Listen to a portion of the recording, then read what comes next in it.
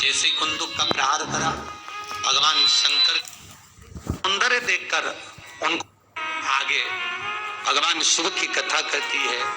एक विदल और उत्पल नाम के असुर माता पार्वती का सौंदर्य देखकर उनको पाने की ललकता करने लगे।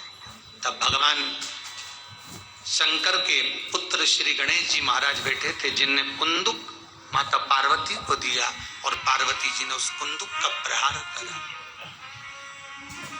जैसे कुंदुक का प्रहार करा, भगवान शंकर के चरणों में जाकर वो कुंदुक गिरा। शिव जी का नाम कुंदकेश्वर पड़ गया। कुंदकेश्वर भगवान का स्मरण,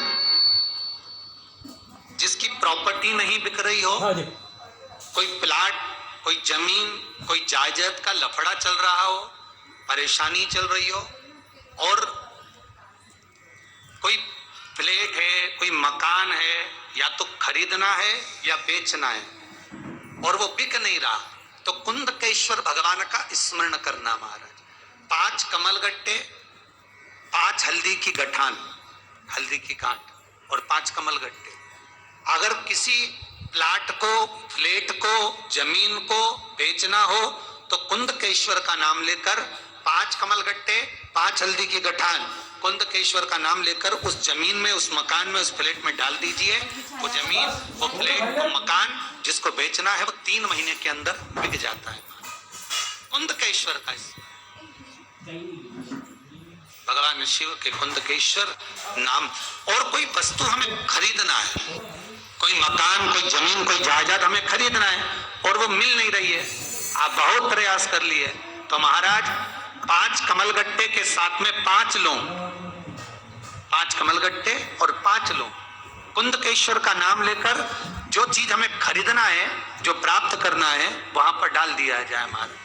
3, 3.5 या 4 महीने में वस्तु हमें प्राप्त हो जाती है। कुंदकेश्वर, कुंदकेश्वर का स्मरण एक और चीज के लिए होता है, वो भी ध्यान कर लें। जो बच्चा माइंड से कमजोर हो, बुद्धि से विकलांग हो, मतलब उसको सुध ना रहती हो, कोई एकाग्रता ना रहती हो, पढ़ाई में मन नहीं लगता हो, या बुद्धि से जो कमजोर हो, चाहे वो बच्चे हो, चाहे बच्चियां हो, चाहे बड़ा व्यक्ति हो, अगर बुद्धि से कमजोर है, विवेक से कमजोर है, और यहां तक शास्त्र कहता है अगर शरीर से भी दुर्बलता हो, थोड़ा आवाज पकड़ रहा है, अगर शरीर से भी दुर्बलता है तो महाराज भगवान शंकर पर माखन का लेपन कर कर, माखन जानते हो ना, मक्खन, भगवान शंकर पर मक्खन का लेपन कर कर उसको डब्बी में भर लिया जाए और उस मक्खन को 11 दिन तक भोजन प्रसादी में, भोजन के साथ में देना प्रारंभ कर दो, कुंदकेश्वर का नाम लेकर। पर ये मक्खन केवल प्रदोष के दिन चढ़ता है या शिवरात्रि के दिन चढ़ता है महाराज, किसी भी प्रदोष को चढ़ा लो या किसी भी शिवरात्रि पर चढ़ा लो, कुंदकेश्वर का स्मरण कर महाराज। अगर बुद्धि कमजोर है, विवेक से कमजोर है, तो उसमें आराम मिलना प्रारंभ हो जाता है। कुंदकेश्वर भगवान शिव का बोल कुंदकेश्वर भगवान की। भगवान पर कुंदुक का प्रहार जब विदल उत्पल पर पड़ा,